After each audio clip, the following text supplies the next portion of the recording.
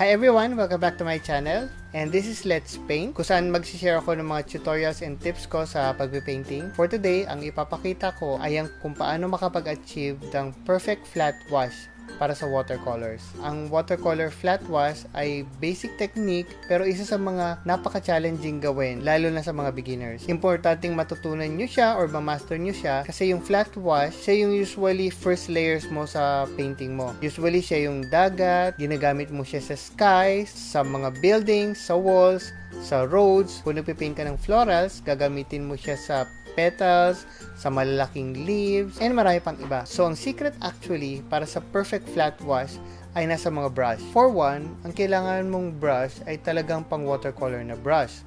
Usually, sila yung mga mop brushes or natural brushes or kahit flat brushes pero may halong natural or natural siya para makapag-hold siya ng mas maraming water compared sa mga synthetic brushes. So, sa demo ito, ang mga brushes na gagamitin natin ay itong Raphael Soft Aqua number 6. Meron din silang number 8 and then meron din silang lower sizes. Gusto ko yung Soft Aqua dahil ito ay synthetic brush pero in-imitate niya yung natural mop brush na usually mas mahal sa kanya. So this is relatively cheaper pero you can perform the same function as a natural mop brush. And dahil synthetic nga siya, maganda siya mag-hold ng point and I'm assuming mas matagal din siyang masira. So yung point niya, useful siya lalo na kung nag-landscape ako and then kailangan ko mag-paint around buildings, around trees, around certain structures na mahirap gawin lalo kung naka-flat brush ka or natural mop brush. And para sa natural mop brush, ginamit ko itong Neef na 000 size. Ito yung Alvaro Castagnet line nila. So, mop brush siya. So, it's perfect para sa bigger areas na kailangan mo i-cover. And nagustuhan ko itong Neef kasi maganda rin siya mag-hold ng point. Lalo na sa mga small sizes nila like 000, 00. Kung nagpo-portraits ka, perfect siya sa eyes, sa smaller details, and everything else. For comparison purposes, ginamit ko rin itong flat brush na size 22 ng Raphael. I think ito ay mostly natural hair. Pero sa mga flat brush, I think ito yung perfect. Lalo na kung beginner ka. And marami siyang na-hold na water. Actually, may mga watercolor na nagpe-prefer gumamit ng flat brush or ng round brush.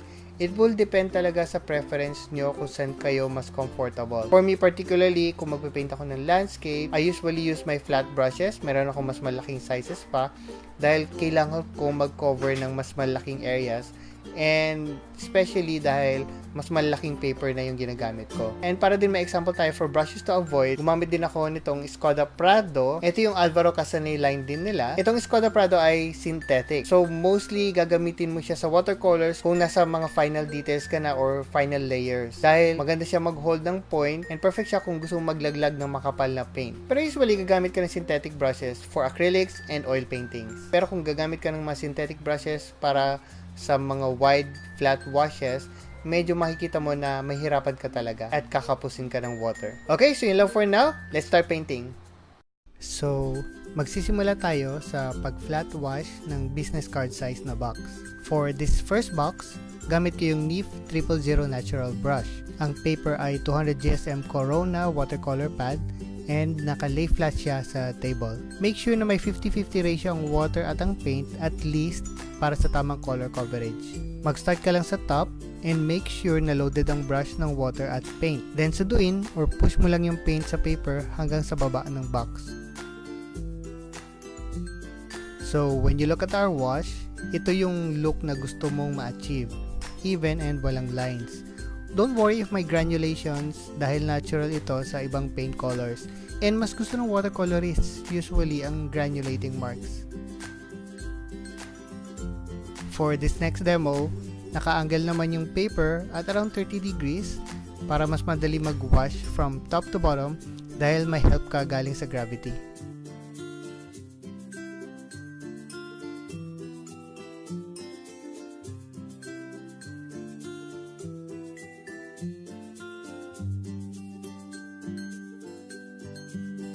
This time, same 30 degree angle pero with the Raphael Soft Aqua na size 6. Makikita mo agad yung dali ng pag-cover ng area dahil sa laki ng brush at yung load niya na water.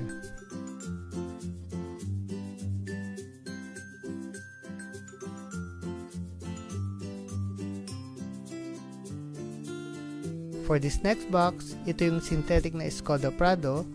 Again, not suitable ito for flat washes Pero since for watercolor ito, perfect pa rin siya for detailing work.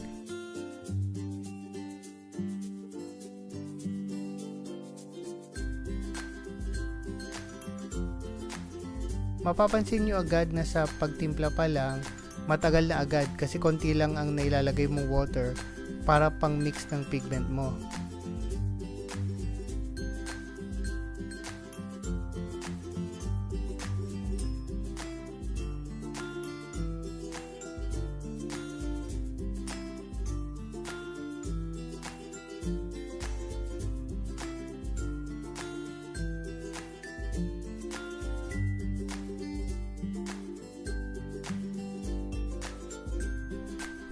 And makikita mo rin na may mga streaks din sa wash mo. Pero don't worry kasi kung matagal mo nang nagagamit yung brush na to, nakapag-adjust ka na rin ng workflow. And hopefully, hindi na ganun kapangit yung kalalabasan.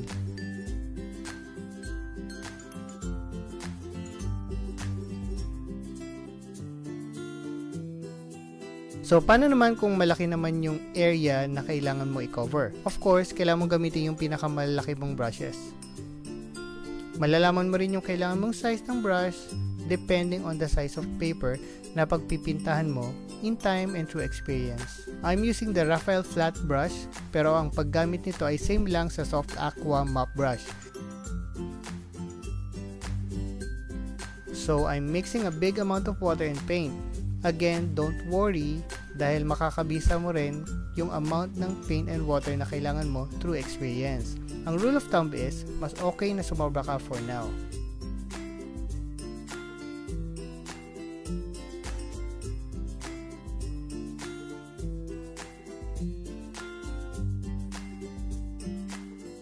And para ma-prepare mo yung paper, pwede ka gumamit ng atomizer na may water para sprayan ng light coverage yung paper. Nakakatulong ito para hindi ka agad matuyuan ng paint and para din mabawasan yung friction ng brush sa paper.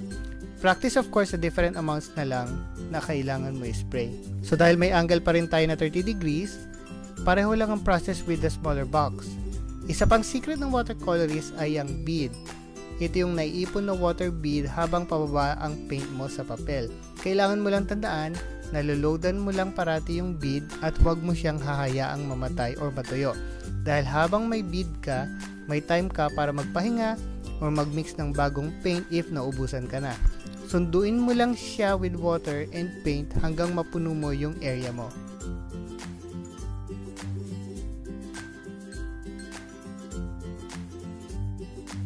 Yung last amounts of beads na naipon sa baba, pwede mo na ituloy lagpas ng paper kung may masking tape border ka, or tuyuin mo, or hayaan mo siyang matuyo ng kusa para magkaroon ka ng watermarks. So, ito yung una nating box wherein naka-lay flat ang paper. Ito naman yung second and third boxes na naka-angle ng 30 degrees yung paper. Yung third box, nagkaroon ng watermark or paint mark, pero pag matagal ka na sa watercolors, hahanapin mo yan sa lahat ng washes mo. So, that's fine. And ito naman yung ginamitan natin ng synthetic brush. Unlike sa natural watermarks, hindi ko to gusto dahil yung marks niya may lines na may iisang direction, hindi random lang. And ito naman yung malaking box. I think masyado naman siyang perfectly even, which can sometimes be boring for paintings. And since hindi natin tinuloy yung bead sa baba, magli-leave siya ng natural watermarks. Actually, sinasadya ko magkaroon ng watermark sa mga paintings ko, as you can see sa screen now.